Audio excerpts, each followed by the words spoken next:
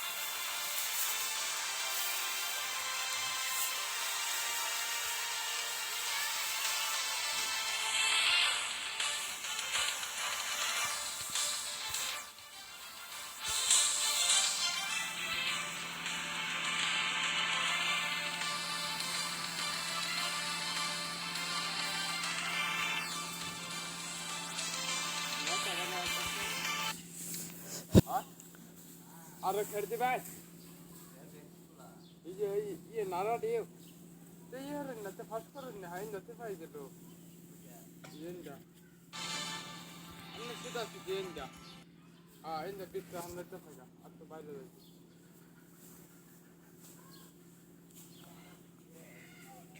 Ne zaten dakika diyor bak. İyi. Ben o da kadar para var.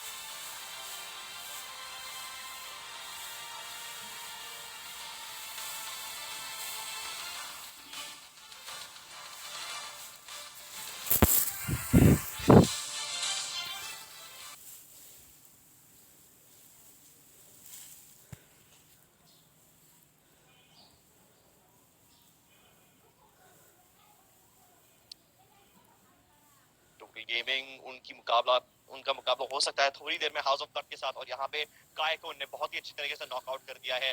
काय जो कि house of blood के सबसे स्ट्रॉन्गेस्ट प्लेयर है, he is also known as the beast of Pakistan. और अगर उन्हें बीस्ट को स्टार्टिंग में ही नॉकआउट कर दिया तो बहुत प्रॉब्लम खड़े कर सकते हैं वो हाउस ऑफ ब्लड के लिए। काय को एक सेकंड के लिए रिवाइव किया गया था, लेकिन जैसे ही उन्हें रिवाइव किया गया वापस फिर से उन्हें नॉकआउट कर दिया। ये उनका दूसरा रिवाइवल है, तो उनका आर्मर अभी बहुत ही गंदे सिचुएशन में रहेगा। टोटल गेमिंग को उनकी भनक पड़ चुकी है और अब वो लोग जाना करेंगे। और ये काफी अच्छा डिसीजन है टोटल गेमिंग की तरफ से। पिछले बार जो भी इंडियन टीम थी वो लोग स्टार्टिंग में पीक कंट्रोल नहीं ले पा रहे थे। वो लोग डबल बाल्कनी हाउस में जाना तो चाहते थे, लेकिन उन्हें कंट्रोल मिल नहीं रहा था। इस बार टोटल गेमिंग ने उसके बाकी मिस्टेक्स से अपना स्ट्रेटजी फिक्स किया है। और अब वो लोग मैंशन हाउस और डबल बाल्कनी हाउस पे कंट्रोल लेने की कोशिश करेंगे, ताकि वो लोग यहाँ पे मेंटेन कर सके अपनी पोजीशन। और पीक का कंट्रोल लेना बहुत ही ज्यादा इंपॉर्टेंट रहता है। पी का कंट्रोल में बहुत ज्यादा इंपॉर्टेंट रहता है। लेकिन यहाँ पे बात करिए एक्सपी के बारे में, पूर्ण को देखिए इतना ज्यादा आगे बैठे हुए फिलहाल, हाथ में ऑग जरूर है उनके, और अपने आप को बचा पाएंगे, लेकिन डेंजर जोन है तो बाहर पीछे हट भी नहीं सकते, बिकॉज़ उनके टीममेट बैकअप देने के लिए तैयार है। कैवलरी हैज ऑलरेडी अराइव्ड, लेकिन क्या यहाँ पे कांटेक्ट होगा, सबसे बड़ा सवाल ये है। कांटेक्ट आई थिंक हो सकता है, एक बार ये डेंजर जोन खत्म हो जाए उसके बाद शायद हो सकता है। बीमा साग की स्ट्रिप भी काफी ज्यादा एरिया इंपॉर्टेंट एरिया है, बिकॉज यहाँ से रोटेशंस बहुत इजीली काटे जा सकते हैं। तो या तो टीम्स ये पूरे एरिया को एंटायरली अवॉइड करते हैं, या तो अगर उन्हें अवॉइड नहीं करना तो वो बीमा सब्टी में जाके बैठ ही जाते हैं और अपनी पोजीशन मेंटेन कर लेते हैं। तो ये दो चीजें कर सकते हैं टीम्स। यहाँ पे EXP स्पोर्ट्स ने अपनी पोजीशन बीमा सब्टी में जमाए रखी तो की, लेकिन हाउस ऑफ ब्लड जो एक टाइम पे थोड़े प्रॉब्लम में दिखाई दे रहे थे, अभी लगता है उनने सारी अच्छे से रिकवरी कर ली है। काय को रिवाइव कर दिया है, वापस घरों का कंट्रोल ले लिया, और उन्हें टोटल गेमिंग स्पोर्ट्स को पीक के पूरे ऊपर तक आने नहीं दिया। अब उन्हें मालूम है कि total gaming mention of control लेके बैठी है, लेकिन वो फाइट नहीं कर रहे उनके साथ। They give up that area to total gaming, और उन्होंने बोला कि भाई ले लो, लेके रख लो, हम तुम्हें एंड गेम में डील करेंगे। यहाँ लेके रख लो, तुम्हें एंड गेम में डील करेंगे। एंड यहाँ पे बर्स्ट स्काई देखिए आराम से घूमे जा रही है फिलहाल। एंड हाउस ऑफ ब्लड की आपने बात जरूर करी थी, किंग ऑफ गेमर ने एक किल निकाला अपने आप के लिए, which is a good start to be honest. And यहाँ पे एनिमी करेंगे अंदर, देखिए अंदर में कनेक्ट होता है नहीं होता, कोई डैमेज मिलता है या नहीं मिलता उनको, एंड डैमेज नहीं मिलने वाला। बट किंग ऑफ गेमर्स पे आप यहाँ पे फिलहाल ज्यादा किल लीडर्स, ऑफ कोर्स ज्यादा फाइट्स हुई नहीं है, but they are definitely on fire. Oh yeah, they are on fire. In fact, they're the only team who has a kill in the game right now. उनने एक किल निकाला है, and that's the only fighting that has happened in the game. उन्हें starting में team 9 के एक player को pick of कर लिया था। अब प्रॉब्लम ये है पीक ना बहुत ज्यादा कंटेस्ट हो रहा है। हमने देखा कि टोटल गेमिंग और क्या हाउस ऑफ ब्लड तो वहाँ पे है ऑलरेडी, अब किंग ऑफ गेमर्स भी उन्हीं के बाजू में आ चुकी है। तो वो एरिया में अभी तीन टीम्स आके बैठ चुकी है, और अब ये एरिया थोड़ा डेंजरस हो सकता है। और बीमा साक्टी की अगर हम बात करें तो यहाँ पे भी तीन टीम्स है, कीक फैम, टीम EXP और वी गेमिंग, सारे के सारे टीम्स बीमा साक्टी स्ट्रिप के आसपास बैठे हैं। और अब ये एरिया बहुत ज्यादा डिफिकल्ट हो जाएगा, और यहाँ पे तो और भी ज्यादा प्रॉब्लम होगी, बिकॉज यहाँ पर टेरेन ही इतना कॉम्प्लिकेटेड है, यहाँ से रोटेशन करने में बहुत ज्यादा प्रॉब्लम्स होती है टीम को। उसके ऊपर अब तीन टीम्स में बिठाड़ होगी, तो मतलब ये एरिया डेड ट्रैप बन गया। या बिल्कुल सही कहा, ये एरिया डेड ट्रैप बन जाएगा। लेकिन बात करें लेवल की, ओह माय गुडनेस, इतना दूर से शॉट कनेक्ट कर दिया उन्होंने, एंड शायद प्ले को फिनिश भी कर दिया फॉर नो मिस्टेकन। जी हां, एंड यहां पे चांसों की बात करें वो बार लेकिन वापस गोलियां चलाए, लेकिन ज्यादा डैमेज नहीं कर पाएंगे। And well that's quite unfortunate. चलो बस द स्काई ने 2 प्लेयर्स खोए, लेकिन एटलीस्ट वो यहाँ सेंट्रोसा आइलैंड से भाग के निकल जाएंगे। बहुत ही ज्यादा डिफिकल्ट होता है सेंट्रोसा आइलैंड मेन आइलैंड रोटेशन करना। लकीली इस बार किसी ने उन्हें ब्रिज कैंप नहीं किया, लेकिन ब्रिज के पीछे एरिया से ही उन्हें मारने लगे वो लोग। तो बस स्काई अपने 2 प्लेयर्स खो चुकी है, और एटलीस्ट वो यहाँ पे सेफ रोटेशन करेंगी एक बार मेन आइलैंड में पहुंचने के बाद। वो पूछना जाने के बदले उनने सीधा मारा टर्न, और वो अभी बीच के एरिया से साइड से होते हुए जाएंगे, सारे फाइट अवॉइड करते करते। हाँ, एंड अजय की बात करें हम यहाँ पे, तो अजय आराम से स्काउट करे ऊपर पूरे एरिया में, उनके सामने ईवो साइलेंट एक प्लेयर है। जी हाँ, बिल्कुल सही, उनके सामने ईवो साइलेंट एक प्लेयर है। And we'll have to see आगे क्या होता है, किस तरीके से फाइट लेते हैं total game. In the mean house of blood की बात करेंगे, फाइट हो रही केओजी के साथ। केओजी एचओबी गाय को देख गोलियां चलाते जा रहे हैं, लेकिन एक किल आ चुका है किंग ऑफ गेमर्स की तरफ से। एंड हाउस ऑफ ब्लड के प्लेयर को एलिमिनेट कर दिया गया। डानी आज एलिमिनेट, गाय को भी गोलियां चलने, गाय को भी नॉक कर दिया गया वहां पे। एंड गेट को क्या उनको फिनिश करेंगे, सबसे बड़ा सवाल। लेकिन हाउस ऑफ ब्लड के एक और मेंबर अंदर घर के अंदर जाएंगे, शॉटगन भी है उनके पास, लेकिन क्या ट्रेड ले पाएंगे, बहुत ज्यादा मुश्किल होने वाला है। I think though committed right now, जाएंगे जरूर, लेकिन उनको फिनिश कर दिया जाएगा। House of Blood the first team to get eliminated. मैं कहा था कि वो ओवर कमिट कर रहे हैं, और उनका भुगतान उन्होंने किया।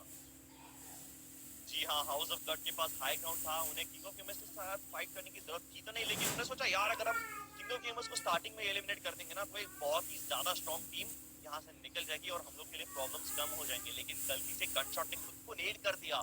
वो एक गलती के कारण यहाँ पे हाउस ऑफ ब्लड एलिमिनेट हो गए। अगर वो शायद जिंदा रह जाते तो शायद वो किंग ऑफ गेमर्स को एलिमिनेट कर सकते थे, और इतनी स्ट्रॉन्ग टीम को एलिमिनेट करने के बाद आपका कॉन्फिडेंस बहुत ज्यादा हाई रहेगा। लेकिन कोई बात नहीं, हाउस ऑफ ब्लड सिर्फ एक ही गेम में वो एलिमिनेट हुए हैं। अभी उनके पास 5 और मौके हैं, तो वो शायद अगले गेम में अपनी मिस्टेक्स फेस कर दे। लेकिन फिलहाल पीक का एरिया अभी थोड़ा सा क्लियर हो चुका है। हम देख रहे हैं कि सर्कल भी पीक के ऊपर ही बना है, तो काफी सारी टीम्स में यहाँ पे आना तो पड़ेगा। और टोटल गेमिंग ने किल फीड पे तो नजर डाली रहेगी, तो ये पता पड़ेगा कि हाउस ऑफ ब्लड अभी यहाँ पे एलिमिनेट हो चुके हैं, तो वो लोग शायद आगे बढ़ के वापस एक बार पीक के बाकी के एरियाज पे कंट्रोल लेने की कोशिश कर सकते हैं। लेकिन पीक घर छोड़ना नहीं चाहते, उन्हें मालूम है कि घर सदर्न एज के जस्ट बाजू में है और वो बहुत सारी टीम्स को कीप कर सकते हैं। प्लस ये घर को खोना बहुत ही ज्यादा दिक्कत वाली चीज होगी। बट बीमा शक्ति पे एक और बैटल शुरू हो चुकी है Mamba, this time it's heavy versus EXP.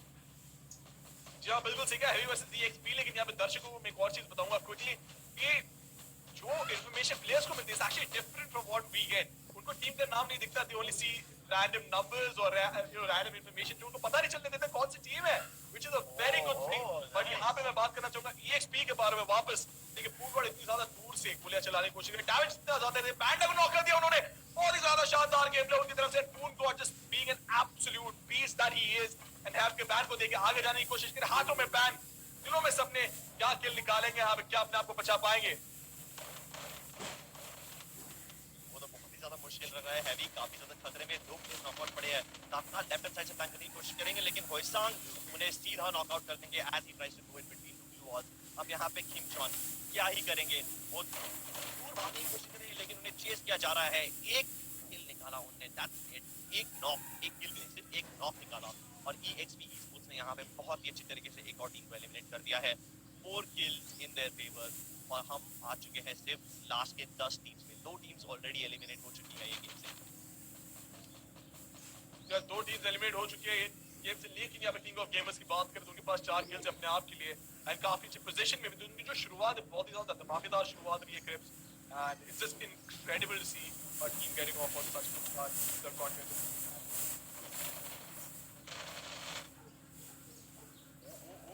This is problematic. EXP versus EVOS, और ये बहुत ज्यादा डिफिकल्ट फाइट होने वाली है। स्ट्रीट अब यहाँ पे जितना हो सके अटैक करने की कोशिश करेंगे, लेकिन उन्हें पकड़ा जाएगा। स्ट्रीट एटलीस्ट मरने से पहले एक ऑफ करके ले गए, लेकिन अभी अब बाकी है। बॉल लगाई, जस्ट डिसएंगेज, जंप करेंगे and the right side. Got उनके प्लेस को खत्म कर दिया है। इस ट्राइंग टू आइसोलेट कर फाइट्स 1v1 फाइट लेने की कोशिश कर रहे हैं, लेकिन उन्हें मिल ही नहीं रही है। सारे प्लेयर्स उन्हें ट्रेड करने के कगार पे हैं, हर बार उन्हें 1v2 कर रहे हैं, और लेकिन ये फाइनली उन्हें क्लच कर दिया। बहुत ही अच्छी तरीके से 1 वर्सेस 4 क्लच किया है यहाँ पे EVOS स्ट्रीट ने। माना कि उनके बाकी के 3 प्लेयर्स खो दिए उनने, लेकिन कोई बात नहीं है, अगर आप 1v4 क्लच कर जाते हो तो ये एक हाईलाइट रील मटेरियल होता है।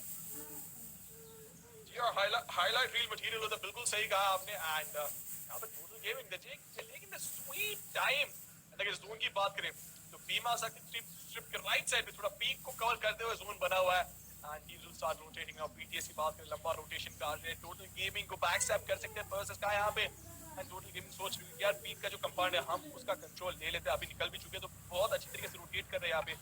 जो लीडरशिप स्किल्स है वो नजर आते हुए, लेकिन फाइट हो सकती है गीक के साथ। अगर गीक के साथ फाइट हुई सैंडविच भी हो सकते हैं, बिकॉज वर्सेस का जिस तरीके से आ रही है पीछे से बहुत ज्यादा मुश्किल खड़ी कर सकते हैं टोटल गेमिंग के लिए। जी हाँ, टोटल गेमिंग लिए मुश्किलें खड़ी कर तो सकती है, और लेकिन टोटल गेमिंग ना बहुत सेफ खेल रही है इस बार। डबल बाल की हाउस शॉट का मैंशन मैच भी है, और ये घर भी वापस एक बार सदन एज पे है, तो गेमिंग एक्सपीरियंस खेल रही है। वो लोग सेंटर जाने की कोशिश कर ही रहे हैं। वहाँ पे बाला उनके थोड़े शॉट्स पड़े, जैसे ही उनने एक घर से दूसरे घर में जाने की कोशिश की, क्लू लगा के वो पहुंच तो जाएंगे, लेकिन अब जाके टोटल गेमिंग स्प्लिट अप हो चुकी है। 2 प्लेयर्स मैंशन में, 2 प्लेयर्स के बाजू वाले घर में। तो अब टोटल गेमिंग कुछ नया ट्राई कर सकती है। वो चाह रही है कि अब वो सेंटर पोजीशन ले ले एज पे होने के बदले, लेकिन एक और प्रॉब्लम हो सकती है अगर वो यहाँ पे आगे जाना शुरू करे तो। सामने है टीम EVOS थाईलैंड, और ये बहुत ही टिपिकल टीम है। ये बहुत ही ज्यादा करीब है कि मुझे फाइट यहाँ पे शुरू हो जाएगी unless they cross this little gap in between the two houses. Yeah, unless they take out the gap in between the two houses, but फिलहाल तो आराम से वेट करेंगे। They really don't need to rush anywhere because zone के अंदर है, and काफी ज्यादा अच्छे से, काफी ज्यादा टैक्टिकली खेल रहे हैं। लग रहा है कि वो प्रिपरेशन करके आए, बिकॉज़ जोन देखिए आप, उनको और लंबा रोटेशन काटने की जरूरत नहीं। अगर हम उनके लूट की चर्चा करें तो लूट भी उनके पास काफी अच्छी है, फिलहाल ग्लूवल्स भी उनके पास, that is not going to be a problem except mafia पाया। मैं देखना चाहता हूँ क्या गोल खिलाते हैं। उनके पास स्नाइपर नहीं है अभी तक, which is a massive concern, because ये स्नाइपर के साथ भगवान है, भगवान। जी हाँ, वो भगवान तो है, उनके हाथ में अगर स्नाइपर नहीं है तो ये लॉन्ग रेंज फाइट्स लेने में उन्हें दिक्कत होगी। और टोटल गेमिंग बिकॉज वो ऑलमोस्ट सेंटर में आ चुके हैं, तो उनकी जो पोजीशन है यहाँ से वो बैठ के वो बाकी सारे टीम्स को आराम से पिक ऑफ कर सकते हैं, थर्ड पार्टी कर सकते हैं बिना अपना कंपाउंड छोड़े। लेकिन सर्कल शिफ्ट हो चुका है मांबा, और अभी टोटल गेमिंग की स्पोर्ट सर्कल में नहीं रही। ठीक फैम है सर्कल के एकदम एज पे, उनके बाजू में है टीम ईवोस थाईलैंड, और ये दोनों टीम्स को तो काफी ज्यादा एडवांटेज होने वाला है।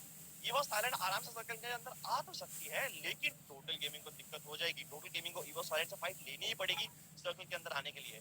शायद इस सिचुएशन में माफिया वाले के पास स्नाइपर ना होना अच्छी चीज हो, बिकॉज उन्हें क्लोज रेंज बैटल लेनी पड़ेगी अगर वो एक घर से दूसरे घर के अंदर बैटल करते हैं। तो आरआरक्यू हेडीज भी एज ऑफ द सर्कल पे है। आरआरक्यू हेडीज और टोटल गेमिंग दोनों को एक साथ सर्कल के अंदर जाना पड़ेगा, और अगर ये 3 वे बैटल हो गई तो भाई सारे के सारे फ्लैग्स टीम ईवोस थाईलैंड उठा ले जाएगी। टीम बर्स्टर्स का बहुत ही ज्यादा क्लोज है टीम की तरफ से, और अब गोल्डन बहुत ही ज्यादा कम एजी पे उनको बाहर रखने की कोशिश करेंगे। वो चाहते हैं कि कोई भी बर्स्टर्स का प्लेयर एक करके अंदर ना आ जाए। नेट अंदर लेके जाएंगे, माफिया वाला एक रूम से दूसरे रूम के अंदर जाएंगे। लेकिन जब मैं ये सब कह रहा हूँ उसी टाइम पे टीम तीनों गेमर्स भी यहाँ पे आ चुकी है थर्ड पार्टी के लिए फाइट की तरफ से, और वो फाइट ले रही है आरआरक्यू के साथ।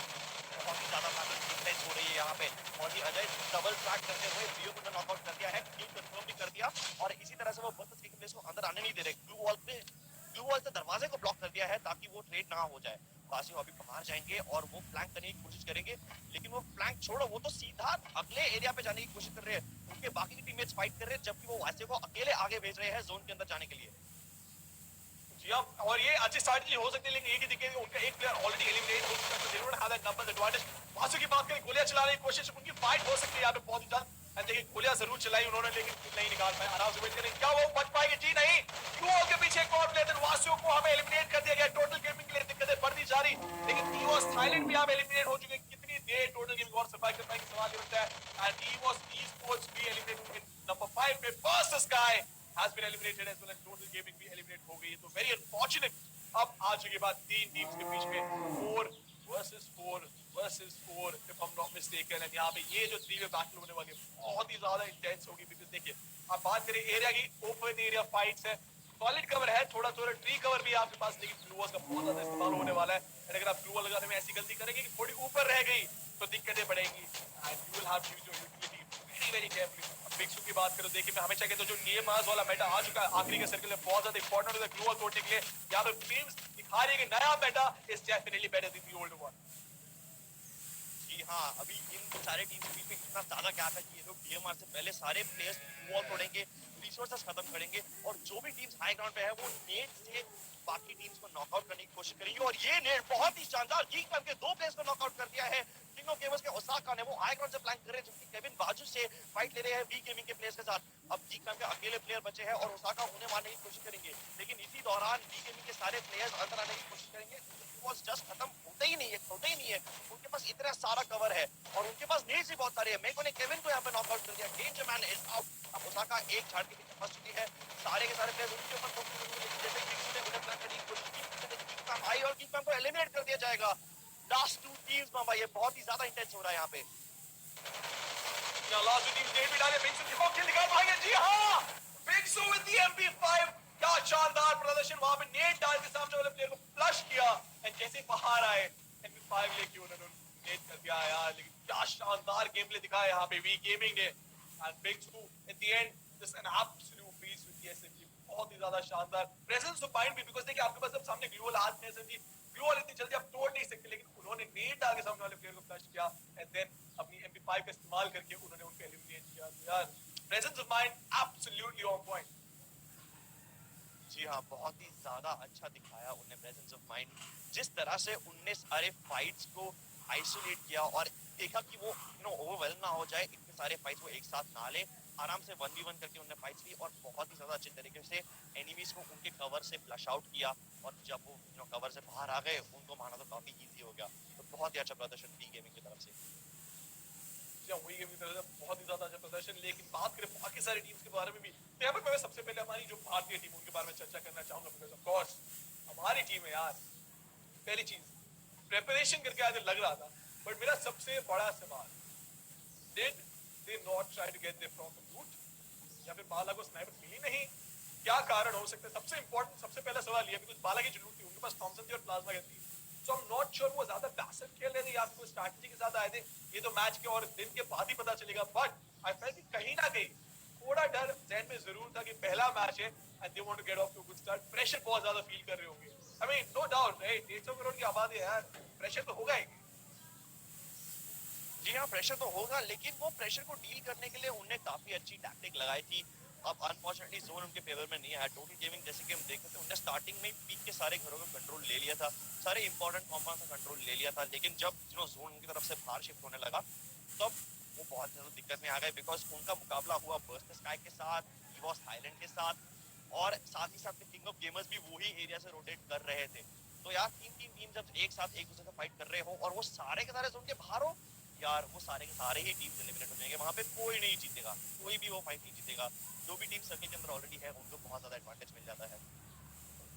ये बिल्कुल सही कहा, जो टीम सर्कल के अंदर उसको बहुत बड़ा एडवांटेज मिल जाता है, and it all at the end comes down to zone control and numbers advantage भी काम लगता है। और ये मैंने कहा था जब टोटल गेम की फाइट हुई थी, गोल्डन एलिमिनेट हो गया, वासियो अकेले जाने की कोशिश करते, दिक्कत ये आप you are already to a man disadvantage, उसमें वासियो आगे जाके स्काउट कर रहा है, fair enough, not a mistake. ये चीज जरूरी होगी, इसलिए मैं हमेशा कहता हूं चार लोग होते तो आप ये अफोर्ड कर सकते, लेकिन जब वासियो गए और वो भी एलिमिनेट हो गए तो फिर बचने के चांसेस बहुत कम थे। जब दो प्लेयर्स बचे हुए आपके पास, माफिया वाला एंड पॉजी अजय, तो fighting 2v4 against teams of this calibre बहुत ज्यादा मुश्किल होता है। श्योर आप इंडिया चैंपियनशिप की बात करिए, अपने रीजन में आप लड़ सकते हैं, नो डाउट, हमने दिखाया भी है, सीआरए सीरीज जैसी टीम ने दिखाया हुआ ये चीज, बट इंटरनेशनल स्टेज पे बहुत ज्यादा मुश्किल होता है। But props when they tried, definitely they tried. वासियो को मैं स्पेशल मेंशन देना चाहूंगा, बिकॉज कॉन्फिडेंस बहुत ज्यादा दिखाया उन्होंने अपने आप के ऊपर और अपनी टीम के ऊपर, बिकॉज 3 ब्लू और बैक टू बैक लगा के पूरा जो ओपन एरिया था क्रॉस करना बहुत मुश्किल होता है। It takes a lot of courage to do that, so props to you guys tried, did not work out, कोई बात नहीं यार, 5 गेम्स और बची हुई है, there is a lot of time for you to make up for this and hopefully वो कर पाएंगे। जी हाँ, बहुत ही अच्छा डिसीजन था वासियो की तरफ से अकेले आगे जाने का, बिकॉज उन्हें मालूम है कि उनके बाकी के तीन टीममेट्स बीटीएस के साथ फाइट ले रहे हैं, उन्हें एटलीस्ट बीटीएस का टेंशन नहीं रहेगा। तो वासियो को सिर्फ डील करना था किंग ऑफ गेमर्स के साथ और ईवॉस थाईलैंड के साथ, और यू नो उनके पास और कोई चॉइस नहीं थी, उन्हें अंदर जाना ही पड़ता बिकॉज उन्होंने फोर्स कर रहा था। तो जब तक उनके बाकी के टीममेट्स एटलीस्ट किल्स ले रहे थे, वासियो उन्हें ट्राई किया वो प्लेसमेंट पॉइंट्स ले जाए। वो नहीं कर पाए वो अलग बात है, लेकिन कोई बात नहीं यार, जब आपके सामने 10-12 प्लेयर आ जाए तो आपके चांसेस वैसे भी बहुत कम हो जाते हैं ऐसे खराब जोन के अंदर भी, because team total gaming e sports ने 3-4 किल ले लिए, उन्होंने पॉइंट्स इकट्ठा कर लिए। I think that's good enough for now. Yeah, that is good enough for now, उसमें कोई डाउट नहीं है, but talk about the rest of the teams as well, king of gamers की बात करें, उन्होंने भी कोशिश करी, लेकिन एक जो मेरे लिए पहले से स्टैंड आउट कर रहा है, EX पूल, आपने नोटिस किया था उनके पास LMG थी, दूर से इकलौते प्लेयर राइट साइड में बैठे हो तो उन्होंने सामने वाले प्लेयर के ऊपर धावा बोला, नॉक किया, और वो बहुत ज्यादा क्रूशियल किल था। एंड यहाँ पे स्टैंडिंग्स इधर भी नजर करेंगे और देखेंगे थोड़ी देर में यार कौन से टीम के पास कितने पॉइंट्स है। And total team I think they were in the top 7 if I am not mistaken, but आपको किल्स भी निकालनी पड़ेगी, but at the end of the day kills भी चाहिए आपको। It's a very fine line in terms of balancing kill points with placement points. अगर आपके पास एक और दूसरा नहीं है, इट डजंट वर्क आउट। कई बार होता है कि टीम टाई हो जाती है तो प्लेसमेंट पॉइंट्स के ऊपर ज्यादा तवज्जो दिया जाता है, एंड जो टीम ऊपर प्लेस करी होती है वो आगे जाने का मौका मिलता है। तो ये चीज है कि you'll have to strike a very very fine balance between the two of them. जी हाँ, you will have to strike a very fine balance between the two, और ये एक बहुत ही सही चीज की थी गेमिंग और किंग ऑफ गेमर्स दोनों ने। किंग ऑफ गेमर्स ने अपने 2 प्लेयर्स आगे भेज दिए स्टार्टिंग में, एंड देन उसके बाद 2 प्लेयर्स को सिर्फ किल्स पे रखा। तो एक बार हम स्टैंडिंग्स पे नजर डाल देते हैं और देखते हैं कि कौन सी टीम कितने पानी में है, कौन सी टीम ने प्लेसमेंट्स कितने लिए और कितने किल पॉइंट्स लिए हैं। यार जरूर देखेंगे कौन सी टीम कितने पाने में, वो तो पता चल ही जाएगा, बट मेरे ख्याल से देखिए जो टीम पूरा निकली वो तो टॉप पे होगी, उसमें कोई सवाल नहीं है। But I'm really excited for some of the teams which have been standouts in terms of just having that sheer legacy behind the names। बात कर देखिए यहाँ पे हर एक टीम, हर एक देश जो भी टीम्स आई है, हर एक रीजन से जो भी टीम्स आई है, they are the best of the best। तो क्रीम लेयर का भी जो क्रीम लेयर होते हैं एकदम 1% of the top 1%, these are those teams। And बात करें लेगेसी के बारे में, a team of RRQ's legacy of their caliber वो कैरी ऑन करना बहुत ज्यादा मुश्किल होता है। और हमने बात की लाइनअप के बारे में, लेकिन बात करें टॉप जो हमारी पहली टीम है king of gamers club, well this is fairly interesting. 10 kills 37 points उनके पास। RRQ Hades is on the third position, We Gaming on the second, and total gaming की बात करें they are sitting on the 8th position with 3 kills and in total well 12 points। जी हाँ, total gaming के पास है 12 points in total. 3 किल लिए उनने, चौथा हो भी सकता था अगर वो किल कंफर्म हो रहा था तो, लेकिन ये चीज ध्यान में रखिएगा मामला, किंग ऑफ गेमर्स तब वो सिर्फ सेकंड आए हैं। ई गेमिंग का यहाँ पे बूया जीत गए, लेकिन उसके बावजूद किंग ऑफ गेमर्स के पॉइंट्स उनसे ज्यादा है because of the kill points. तो ये बहुत ही सही चीज की है यहाँ पे किंग ऑफ गेमर्स ने। वो बहुत ही एग्रेसिव टीम है, 2-2 इनने स्प्लिट किया था, 2 प्लेयर्स को आगे भेजा किल देने के लिए, जबकि 2 players high ground advantage maintain करके रखे थे। और बिकॉज किंग ऑफ गेमर्स का सामना एंड में 2 अलग अलग टीम से हो रहा था, तो ये 2-2 स्प्लिट बहुत ही अच्छे तरीके से काम कर गया। एक पैर डील कर रहा था वी गेमिंग के साथ, दूसरा पैर डील कर रहा था RRQ Hades और EVO Esports के साथ। तो ये बहुत ही अच्छे तरीके से उनने अपने रोल्स एंड रिस्पांसिबिलिटीज डिवाइड कर दिए और उसके बाद इन लोगों ने बहुत ही अच्छी तरीके से गेम को हैंडल किया। माना कि वो बूया नहीं जीत पाए, लेकिन किल्स उन्होंने इतने सारे निकाल लिए। किंग ऑफ गेमर्स टॉप पे है। जी हाँ, किंग ऑफ गेमर्स टॉप पे, उसमें कोई सवाल नहीं है। एंड यहाँ पे kills and points in total, तो मैं हमेशा कहता हूँ किल पॉइंट एंड जो हमारे प्लेसमेंट पॉइंट्स होते हैं उसके अंदर बहुत अच्छा बैलेंस चाहिए आपको। And king of gamers even though they were just second, they are leading the scorecard with 37 points and यार बहुत ज्यादा इंपॉर्टेंट हो जाता है यही चीज। बट हैवी की बात करें, उनके लिए शुरुआत इतनी अच्छी नहीं थी। हाउस ऑफ ब्लड की बात करते हो तो फर्स्ट विकेट एलिमिनेटेड, लेकिन किल लीडर्स की बात करें, Osaka with 5 kills and 2300 points of damage, बहुत ज्यादा डैमेज अगर आप कंपेयर करें। And in the mean Kevin की अगर हम चर्चा करें तो उनके पास on the right again Miko with 3 kills and 614 damage। तब अब डैमेज को कंपेयर करें तो it really works out, but Miko लगता है कि सपोर्ट रोल ज्यादा खेलेंगे बिकॉज़ जब आप एंट्री कर रहे होते हो तो आपके साथ ओसाका जैसे होते हैं बिकॉज़ जो द फर्स्ट एंगेजमेंट अब पहले गोलियां चला रहे, अब ज्यादा डैमेज दे रहे हो, कई बार होता है किल कंफर्म नहीं होता है। But when you are the clean up crew तो you can see numbers like Miko जहां पे 3 किल्स और सिर्फ 600 का डैमेज। लेकिन पून की बात करें, इवन तो सिर्फ 3 किल्स निकाले और 800 डैमेज दिए, लेकिन जो पहला इनिशियल पिक था उनका that was you can practically call it domino effect, and उसी की वजह से वो फाइट जीते थे। जी हाँ, और हम अगर फाइट जीतने की बात करें तो हम स्ट्रीट को नहीं भूल सकते। स्ट्रीट 1v4 क्लच कर गए थे EXP के सामने, वो बहुत ही इंसेन था। लाइक मेरे को तो लगा था कि वो मरेंगे, वो पक्का मरेंगे, लेकिन जिस तरह से वो हर एक छोटे फाइट के बाद ब्लू वॉल डाल के खुद को रीपोजिशन कर रहे हैं, उनके एनिमीज को तो पता ही नहीं पड़ा कि वो लोग अगला अभी कहाँ से स्ट्राइक करेंगे। जिस तरह से उन्होंने वो क्लच किया, that was honestly मामा, वो तो बहुत ही ज्यादा शानदार था। अगर हाइलाइट्स हमें इतने मिल गए तो I would really like to see that once again।